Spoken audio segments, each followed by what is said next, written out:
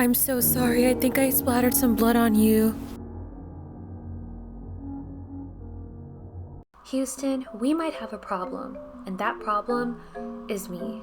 Okay, I kind of sound like Taylor Swift now, but the problem is, I just can't stop saying sorry. You could probably drive a knife into me, and I would still find a way to apologize to you for the way my blood splattered onto you, instead of, screaming for my life. It's like I'm on the pursuit to constantly apologize for taking up space, for the fact that I dared to draw your attention, or for the simple crime of existing. And the thing is, it's not just me who's like this. In 2015, Annie Daly, a writer for Good Housekeeping, BuzzFeed, and Cosmopolitan, was plagued with a similar concern, and so she counted how many times she said sorry between Monday and Wednesday, and she ended up realizing that she apologized 12 times in just that amount of time. And that was on a good week too. Now, I did something very similar after I read about this study, and I counted the time duration it took for me to say sorry 12 times. And the number was embarrassing. It wasn't even an entire day. It literally took me less than 6 hours to reach the 12 sorries, so not amazing. I ended up also making mental note anytime I caught anyone I knew saying sorry, and what I found was that a lot of people say sorry too much. Specifically, a lot of women say sorry way too much, which made me realize that this isn't something that just plagues me, it plagues all of us. Why are we like this? Is this a larger societal problem? Just a bunch of people with a desperate desire to be kind at all times? Or are we just addicted to a word that shrinks us down to a harmless version of ourselves? All great questions, and let's explore them.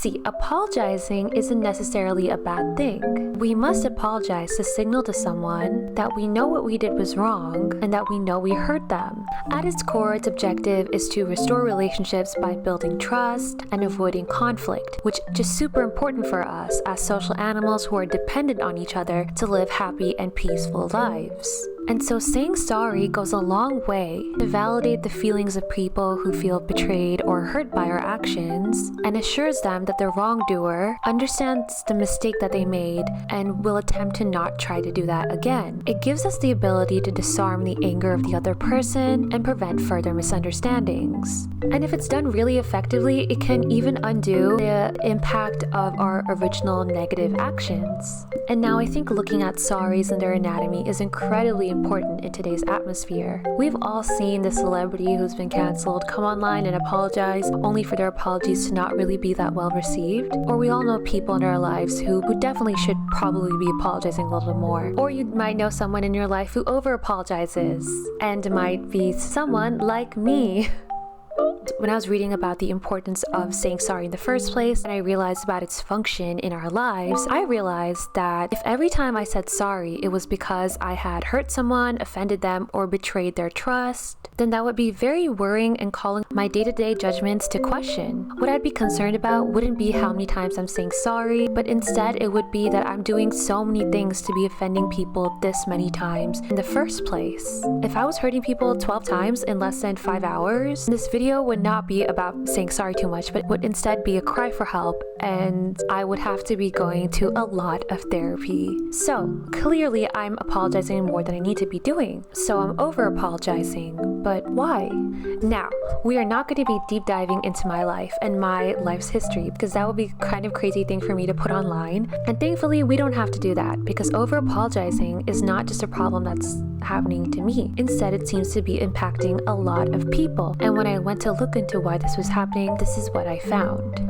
There's a range of reasons why someone might be apologizing a lot. From wanting to be liked, feeling guilty for something that they haven't done directly, perfectionism, maybe it's a coping mechanism, maybe it's a form of low self-esteem, among all the multiple reasons why they could possibly be doing this. According to Tara Swart, a neuroscientist and author of the book The Source, Open Your Mind and Change Your Life, serial apologists might have a habit of over-apologizing if they were made to feel fearful of punishments as a child. She says, and I will be quoting, "Apologizing when we've done something wrong is a real strength, but compulsive apologizing presents as a weakness at work and in personal relationships. And it's not just her who feels this way. Sociologist Maya Jovanovic, in her TEDx talk called Overapologizing, a Confidence Killer, and said, "Apologies matter, but if you are beginning and ending your sentences with sorry, don't be surprised if there's nothing left of your confidence at the end of the day. You've given it away with every needless, useless apology." I do want to say, over-apologizing happens reflexively and is often quite difficult to control. It happens before we even realize it's happened, and we've said it before we even realize we've said it. According to Kobe Campbell, a licensed trauma therapist, and I will be quoting, "It often happens when we want to respond to other people's discomfort immediately because we feel uncomfortable when our choices aren't well received." She also does say this, like Maya Jovanovic, that over-apologizing is kind of like saying, "I will take the blame and the consequences even though they don't belong to me," which kind of wires our brain over time to believe that the fault is actually ours. You may just be over-apologizing to maintain peaceful relations or to just be polite. But according to my research, sometimes when you over-apologize because you want someone to feel comfortable and cared for, instead of displaying yourself as a nice, caring person, you may actually be sending the message that you lack confidence or are ineffectual. According to Beverly Engel, who's a psychotherapist, over-apologizing even gives permission to certain kinds of people to treat you poorly or even abuse you because you declare that you feel bad or are taking responsibility for a situation where you may not be at fault. I think here she means that if you come across someone who's the kind of person who doesn't own up to their mistakes and has a tendency to victimize themselves in situations where they're definitely not a victim, when you over-apologize to them, they might take this as an admission of your own guilt and use your apology as a reason to blame you and as proof. And I think it's for our encounters with these kinds of people that she's warning us against over-apologizing. And in addition to that, over-apologizing will make your apologies carry less weight in situations where you would want them to be more impactful. According to a study from the journal Frontiers of Psychology that I saw quoted in a few articles but was unable to access myself because for some reason, education and scientific papers are always behind a paywall and fake, unproven news is always readily available to see, but that is a video topic for another day. In this study, it was found that saying "I'm sorry" when you're rejecting someone, like when you're canceling plans or even when you're breaking up with someone, could actually cause the other person to feel worse. Instead of feeling validated by your apology, they might end up feeling resentful because now they might feel like they have to forgive the person who caused that pain in the first place. Okay, so over-apologizing, bad.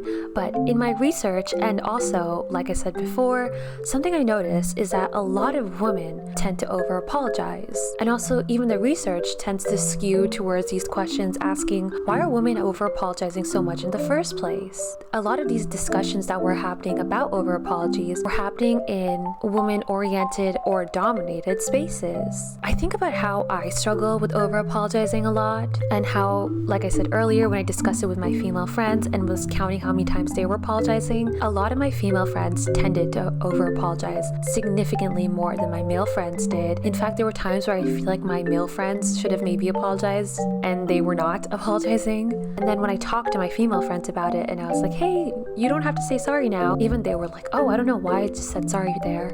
It just felt like something I had to do. I know this problem is not just restricted to me and my friend group. Just today, I was crossing the street, and when I was crossing, I was kind of walking in the direction where people are usually walking opposite to me, and I ended up kind of walking between this woman who was older than me and her friend, and the woman like moved out of my way, apologized to me for me walking in the wrong direction, and I was just like, hey, no, it's okay, it's not your fault. I'm definitely walking against the traffic here, so if anyone's to blame, it's me. Even though I was kind of like, oh no, you're totally good, and like I'm the one who should be saying sorry, it made me think about how it's so common and almost expected to hear women apologize.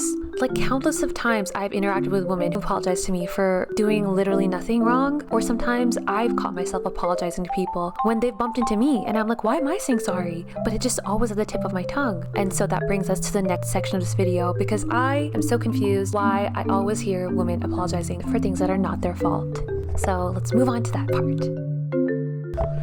Also, I do want to say I'm using woman very liberally here. I'm using it for femme presenting people and people I have assumed are women because they're femme presenting. And also when I'm saying women apologize or women are over apologizing and stuff, I'm kind of talking about like the average experience, and obviously there are outliers here. There's probably women who have worked on themselves quite well, or there are people who were not born women who might not be facing this, or maybe you were not born a woman and you're a woman now and you're realizing that this is something that you're picking up on, or you've noticed that the women are doing it around you and you're just like, why is this happening? Well, I hope this section helps answer that. And just look at this now. Look, I'm disclaimering this section so much. Is this a form of apology? Who knows? Anyway, over to the next section.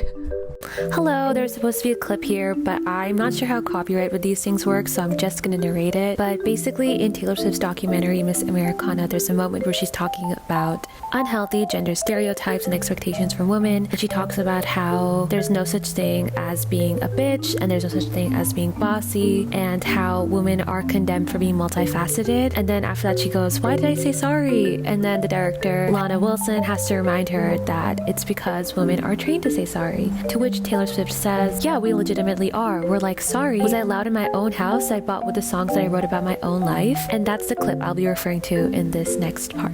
Regardless of the way you feel about Taylor Swift, this moment in her documentary makes her almost instantly relatable. Why is she apologizing for doing nothing wrong? Why does she feel the need to be saying sorry about telling her story and her opinions in a documentary that's literally about her? Okay, maybe that last part isn't as relatable as the other questions were, but it is something that I couldn't stop thinking about when I came across that clip. I was like, Taylor, babe, you don't need to be apologizing. I just called Taylor Swift babe. You did nothing wrong. Now, according to psychologist Rachel Green, no, not that Rachel Green.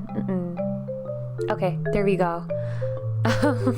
From the Emotional Institute, overapologizing is a problem that women have been stuck with for a very long time. Like literally a very long time. From back in the Middle Ages, when women were punished for communicating their opinions. And this is what she had to say about it. And I will be quoting, in England, women used to have a horrible metal implement locked on their head for speaking out in public or for arguing with their husbands. And then they were paraded through the villages. It was called the scold's bridle and was intended to humiliate women. Now, with the amount of yap about my opinion and just like literally anything under the sun, if I'd be living in the Middle Ages, I'd be making this video from behind a scold's bridle. Or I guess not, because I don't think women could really talk when they had that on. Whew, scary. Okay, I googled what a scold's bridle used to look like and realized I've been pronouncing it incorrectly this whole time. The scold's bridle used to look like, and that is so painful. Apparently it was just as painful as it was humiliating because it literally went into your mouth and like held it open. It was also called the gossip bridle or the witch's bridle. And the reasoning of women having to wear it, like I said earlier, was for expressing their opinions or going against their husband. And those two rules are incredibly ambiguous. Like I'm just assuming if some man was like slightly annoyed at his wife, he could just get her to wear it. Like it's kind of insane how trapped women were. And like this might have been England, but there was other contraptions or standards like this that women had to follow or were forced to follow. Oh, it makes me so mad. But anyway, moving on. Non-verbally, a lot of these attitudes have passed down from generations of women before us who were punished for just being people and talking and having personalities. Ray Jacobson, a writer, ADHD expert, and senior editor at the Child Mind Institute, says that one of the key factors why women over-apologize so much, and even unnecessarily, is because of the way we teach young girls to behave during childhood. Little girls are made to follow an impossible set of standards. When our parents or teachers also project these ideas of politeness, good manners, and consideration onto these young girls, it makes them internalize these expectations that reinforce a very biased social hierarchy. A lot of these same standards of good manners, politeness, and consideration are not applied to young men in the same situations, or even as much. Women are taught to apologize, think before we speak, when spoken to, and yet men aren't taught the same things. Again, when I say men, I mean this on an average. Generally, there are outliers here. Maybe you were a man who was really taught to apologize a lot. And I'm speaking in averages, generally, generationally, for groups of people, not individually. Okay? Cool. And now I know there's might be some people who are watching this and they're like, oh my god, of course women think so. There are women. Well, I've also got a psychologist named Stephen Hinshaw who identifies as a man who said this in his book, The Triple Bind. He talks about how when girls reach their teenage years, they're asked to follow an impossible set of standards. Now, something very important about our adolescence years is a process that we go through known as individuation, which is literally becoming an individual and gaining a sense of identity away from your family. According to Hinshaw, and I will be quoting, boys are traditionally seen as having more of the skills that lead to individuation, that is assertiveness, self-confidence, expressiveness, and commitment to one's own agenda, while girls are told the opposite. Girls are told, you can be confident, but do not be conceited. You can be smart, but do not be a know-it-all. You can be ambitious, but do not be a try-hard.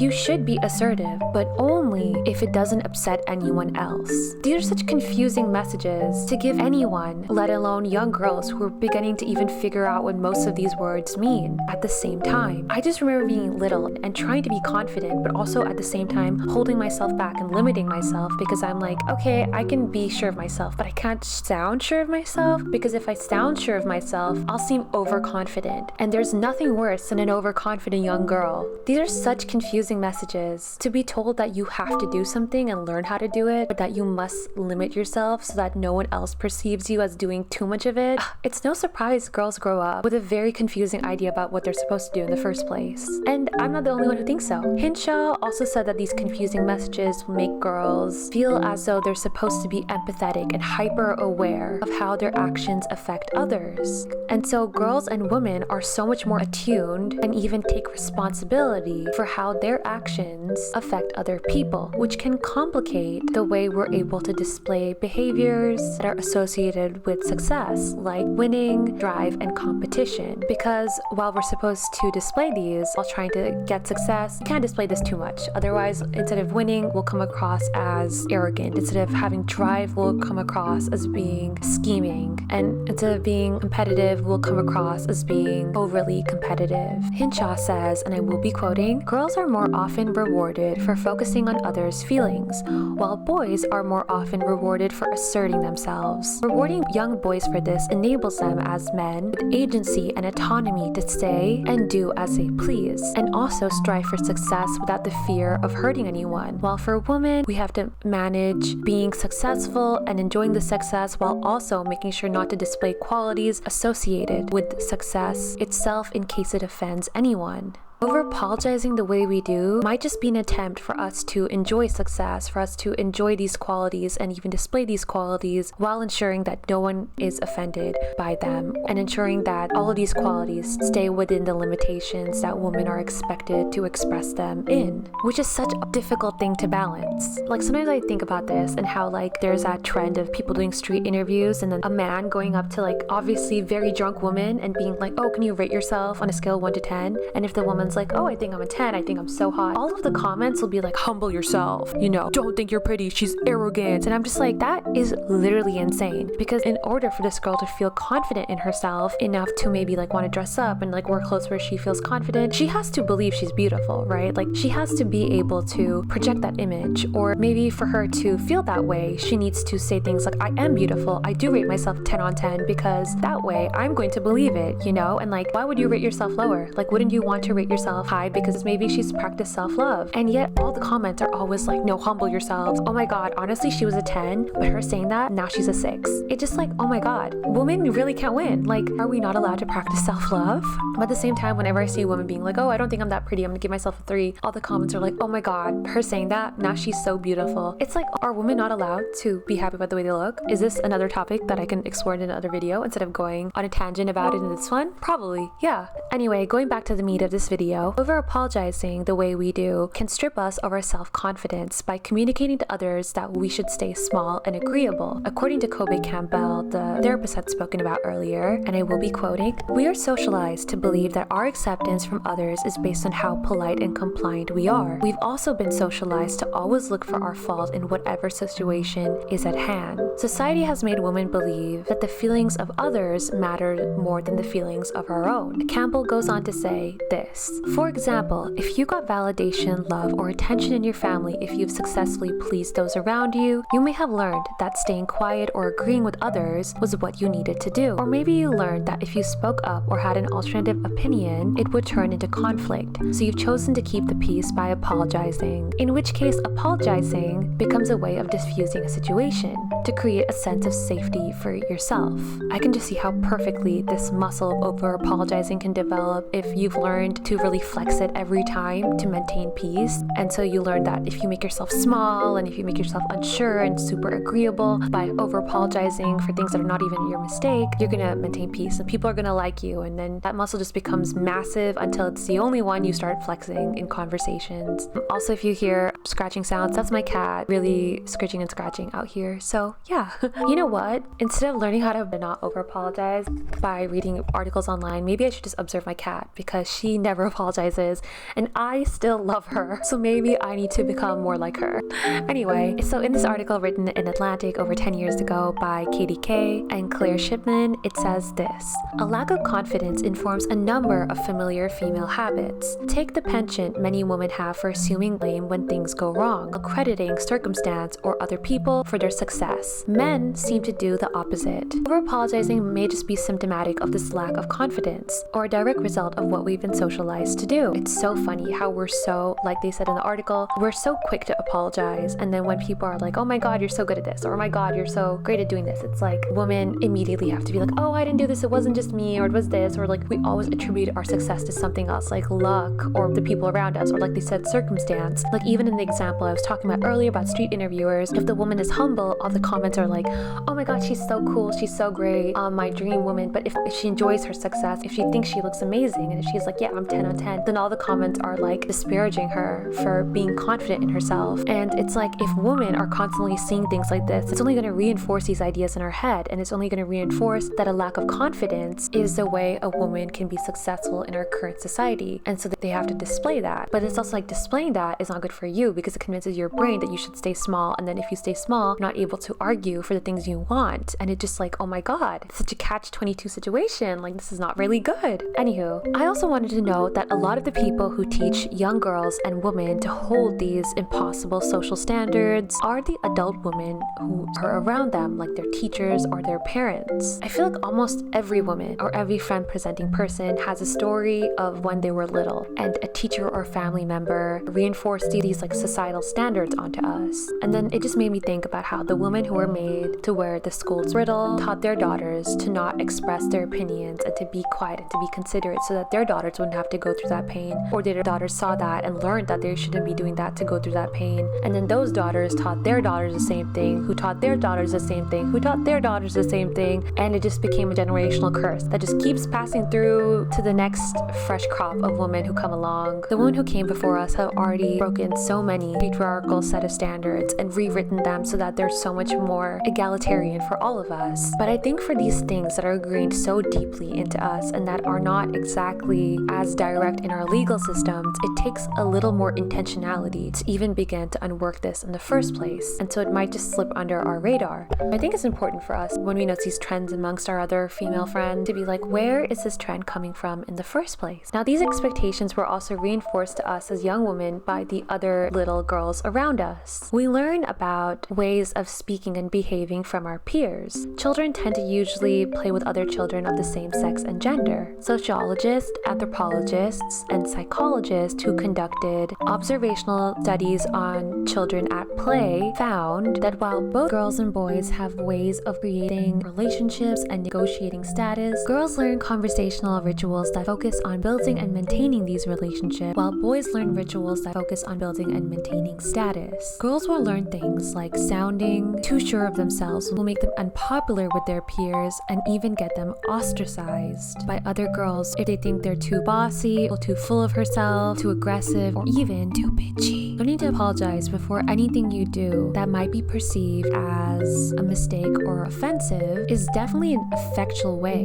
for a young girl, and by extension a woman, to make sure that they still maintain these strange societal rules and their peers' approval. You know, I think this way of group monitoring amongst peers doesn't just go away with age. I feel like I see it so many times in the way women will judge other women who don't follow these expectations, especially online. Like when a woman will make a TikTok or an Instagram reel or something, and I'll see some other women leave comments like, I don't know why, but I just don't like her. Or, oh my god, she's so arrogant. Oh, she's such a try-hard. And it's like, all she's doing is just being confident. Or sometimes online I'll see women who will have more vitriol for female celebrities who come across as rude than they have for male celebrities who literally abuse or assault people, who have even murdered people. It's like we really penalize women for speaking up or going against these societal rules. It's like, God forbid, a woman violates our expectations and is just a human being. I also think this is the environment in which the term girl's girl has developed, which personally I love, especially when it's being used correctly. I love that women are taking these expectations, breaking them, and are supporting each other instead of letting these patriarchal societal standards continue to do their work. Sometimes I'll see those horrible comments I was talking about earlier from people who are like hating on confident women online, and I'll see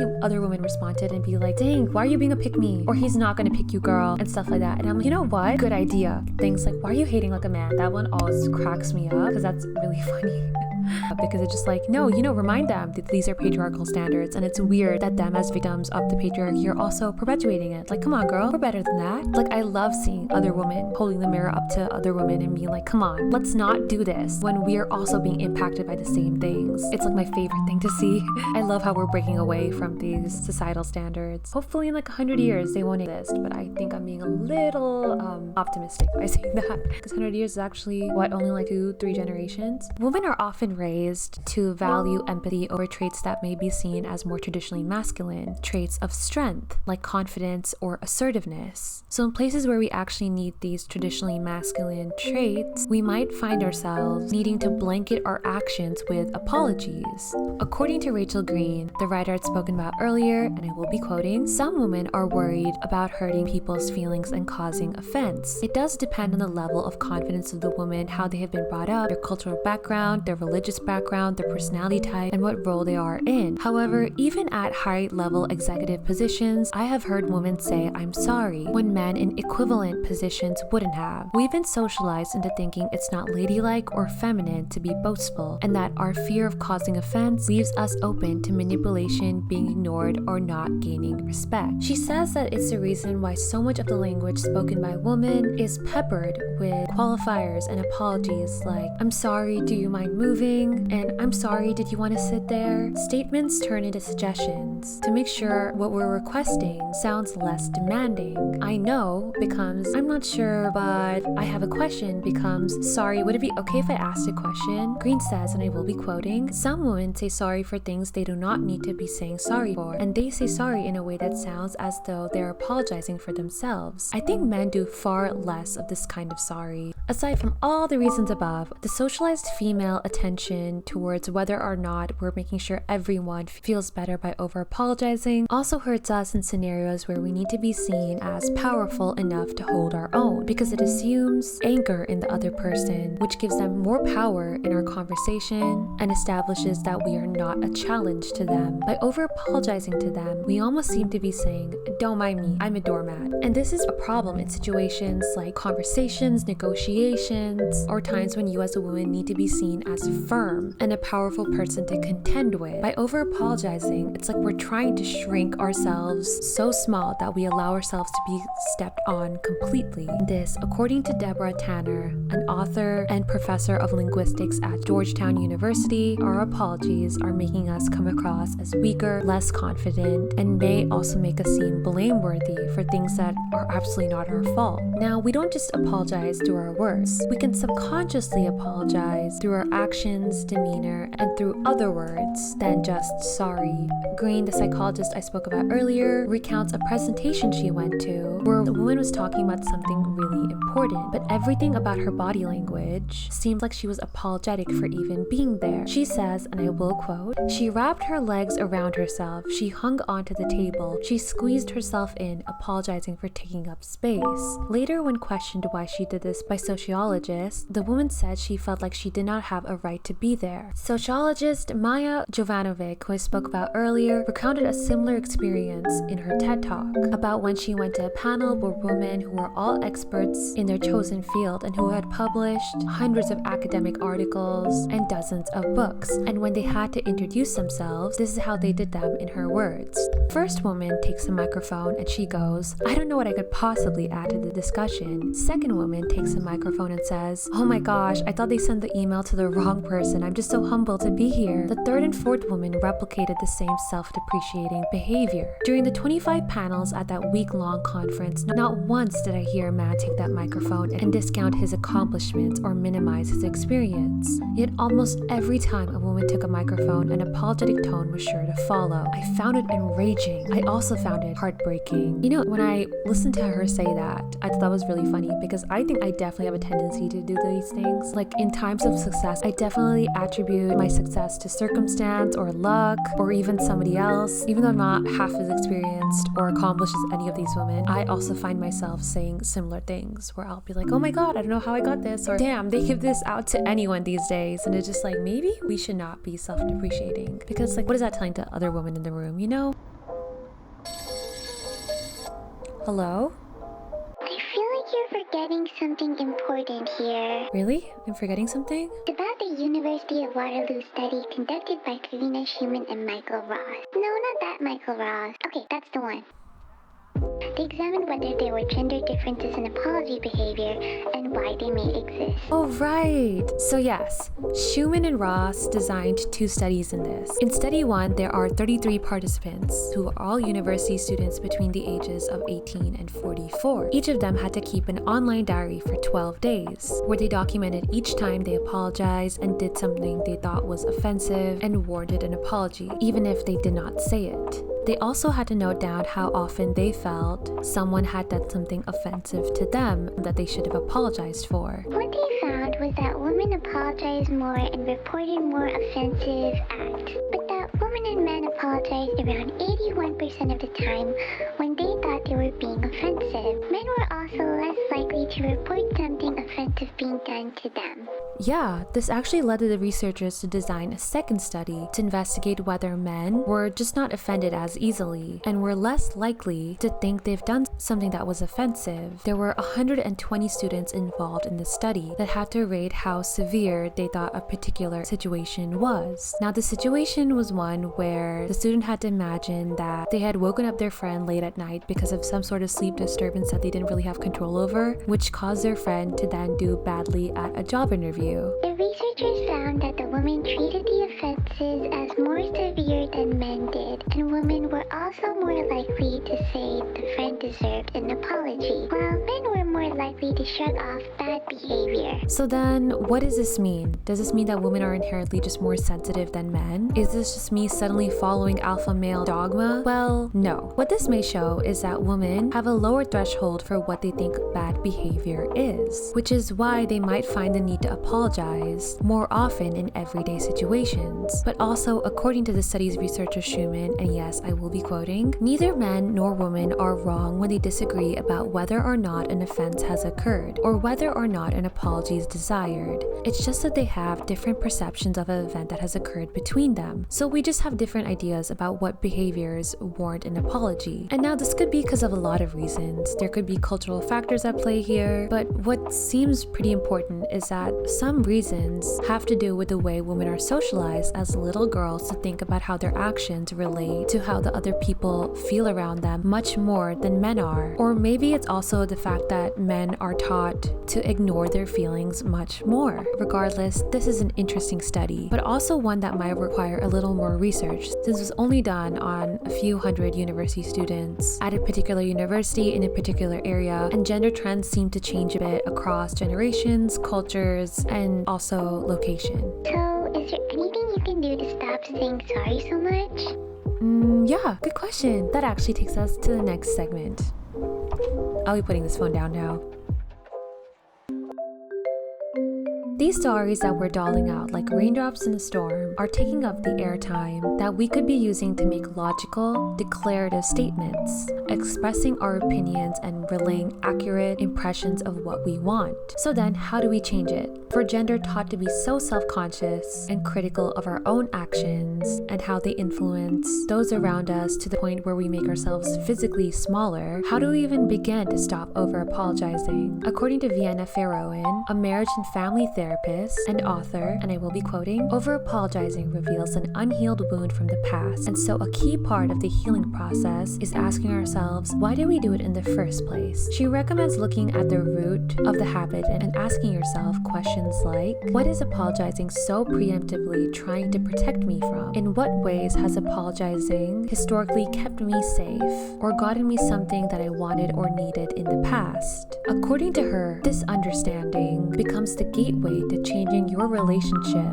with apologizing and ultimately leads you to feeling empowered and confident. As you begin to unpack what wounds over-apologizing is covering for, you can then start to use apologies when needed and stand in your own confidence in other moments. If you're a woman or a femme-presenting person, it might be nice when you have a moment alone to introspect on the moments in your life when you were a young girl being socialized into over-apologizing. This can help you find the root of the problem and find the pattern into what kind of contexts trigger you into saying sorry. It can also help you identify if there are behaviors, moods, times of day, or even a certain kind of person who contribute to these triggers. Asking yourself questions like, what is it about them that makes me want to take on the blame that is not mine? And what is it about them that makes me want to engage in self-betrayal even when it's not intentional? This kind of introspection will help you intellectualize you to yourself, and it will also help you start replacing unwarranted apologies with accurate statements to communicate your point, because it'll become easier for you to identify what went wrong, your part in it if you had any, and how you can remedy it instead of just slapping a bandage on it by over-apologizing. Now, you could take this self-aware introspection even further by noting how many times a day you say sorry, what were the situations in which you apologized, and trying to see if there's a common pattern there. If you find that you apologize most often when you're emailing someone, then there's actually a plugin for Gmail called Just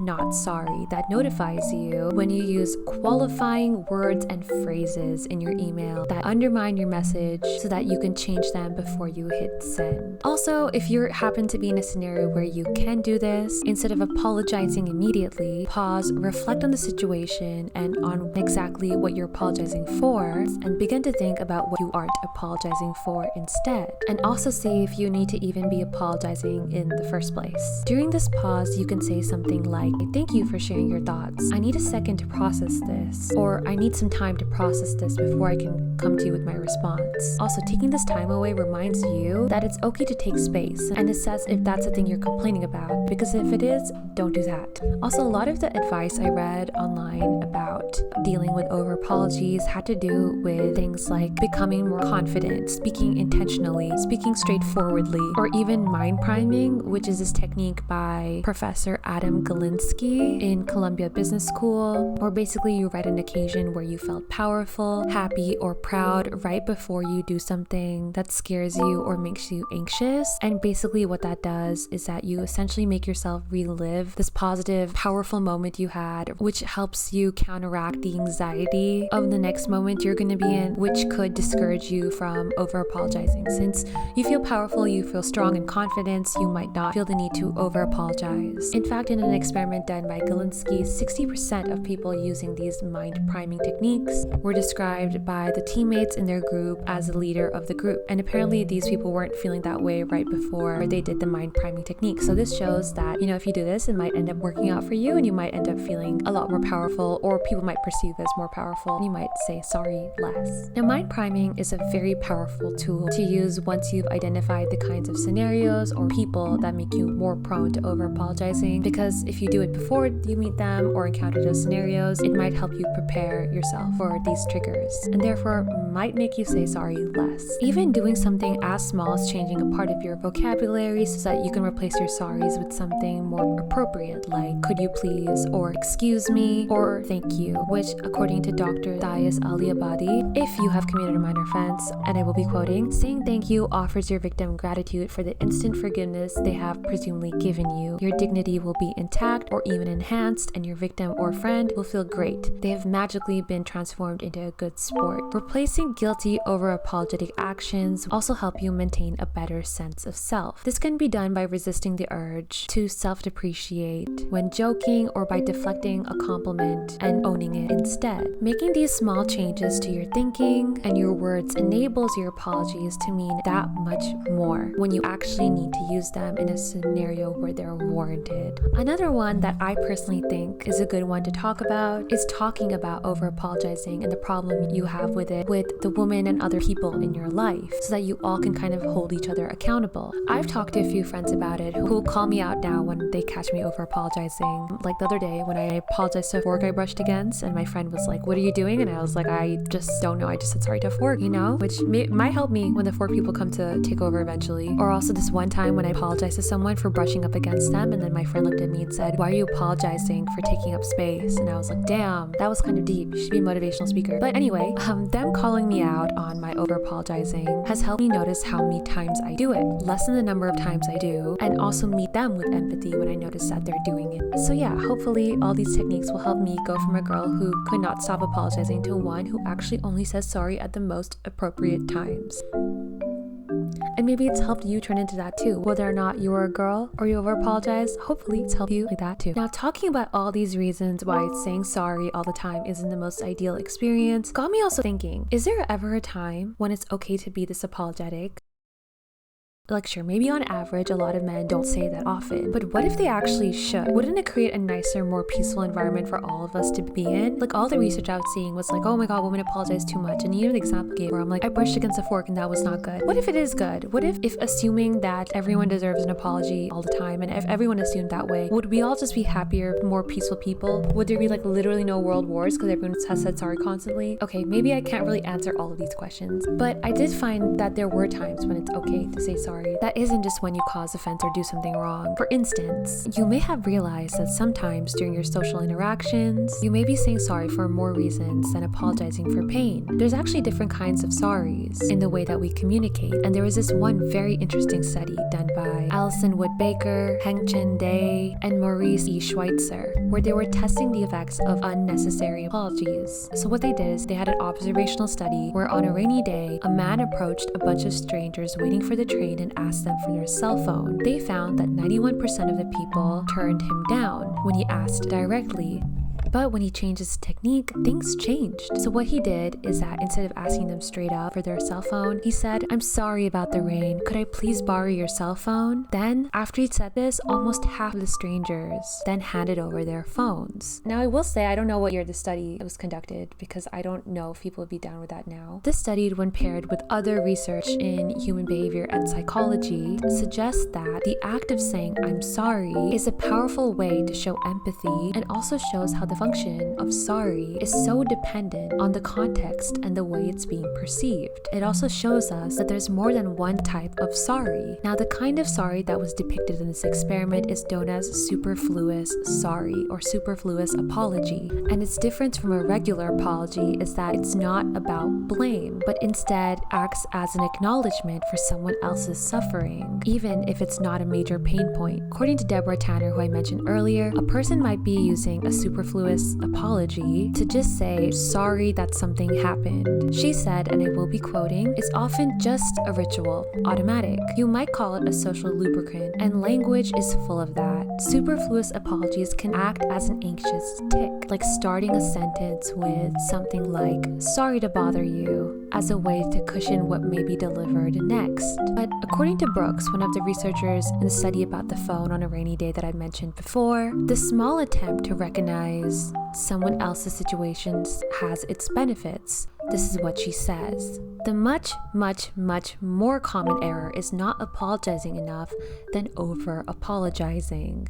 And another theory that I came across when I was looking at why women apologize more than men do by prolific writer and one of my favorite essayists, Sloane Crossley, is when women apologize this much, it's actually a tiny act of revolt, an expression of frustration or anger at having to ask for what should be automatic. She says we employ our sorries in situations that are clearly not our fault because we think it will serve as a prompt to the person who should actually be apologizing. She said, and I will be quoting, "It's a Trojan horse for genuine annoyance, a tactic left over from centuries of having to couch basic demands in palatable packages in order to get what we want. All that exhausting maneuvering is the etiquette equivalent of a vestigial tale. It's like a passive-aggressive defense mechanism designed to shame someone else into realizing that they're the ones who should be saying sorry instead." I like thinking about it like this because it rewrites the entire narrative of over-apologizing the way I was thinking about it.